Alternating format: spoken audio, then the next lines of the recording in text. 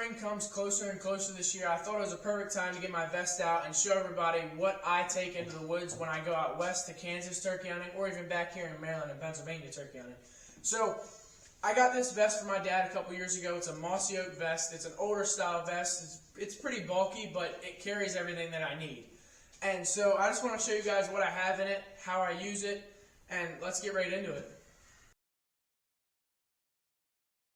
Alright, the first thing I want to talk about in my vest are my calls. So on this front right side, I have all my slate calls, and I have my slate call that I use regularly and my backup. So this is my backup. I got this at Cabela's. It's very old. It's been used a lot. So this is a Team Enhancer slate call that I got last year. These are awesome. You guys need to go check these guys out. And as for strikers, I have the Enhancer Wet Striker. That's I use on this call when it gets wet. That works great when it's raining. I also have the cheap striker that came with this. I mean, it's a different noise, but I mean, it's not a good call.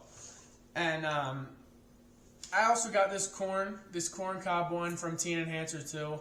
And it's not bad. It has different tone, but my good striker is over here on the right side. And these are both the good ones that came with Team Enhancers. I bought these separate, but I use both of them equally. They have great pitch. So that's all the slate calls and everything with them.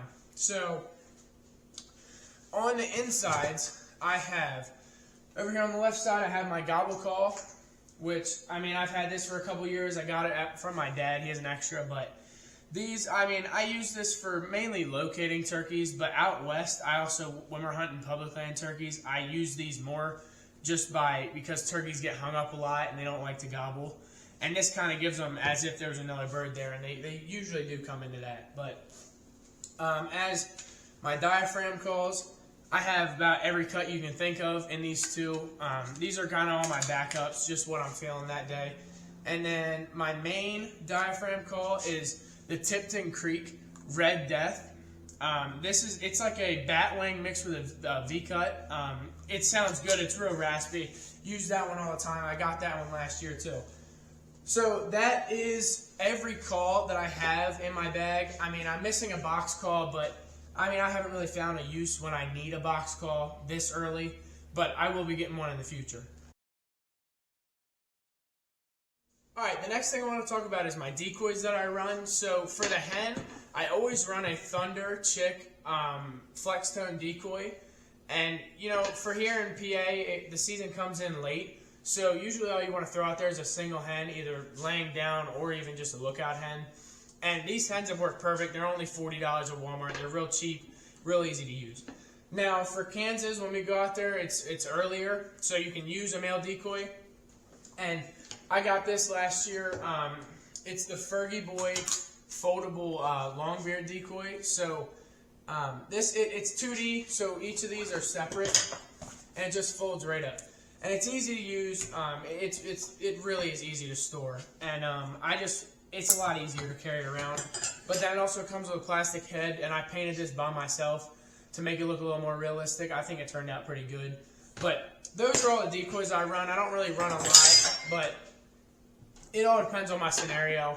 I mean, usually I'll just put her laying out, and then this guy behind her either fanned out, or I'll just get another Jake decoy out. But those are really all I run for even out west and back home.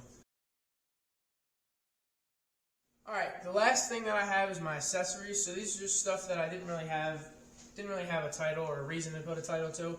So in here I have my license and a license carrier in this inside pocket. I just have that so it doesn't get lost. It'd be really bad if I lost that out in Kansas. But I have, in this front pouch, I have my knife.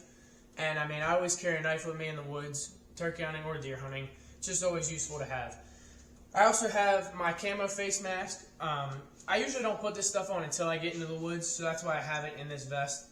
I also have my mossy oak thin gloves, and these I also don't put on either, but they are touchscreen activated, so it makes it a lot easier not having to take your gloves off and to access OnX on your phone with these. So I highly recommend getting gloves that you can touch your phone with. It makes it a lot easier. And that's everything in my vest, but if you guys have any questions or anything, go to the comments. I'll be looking at those. And yeah, that's about it. Until next time.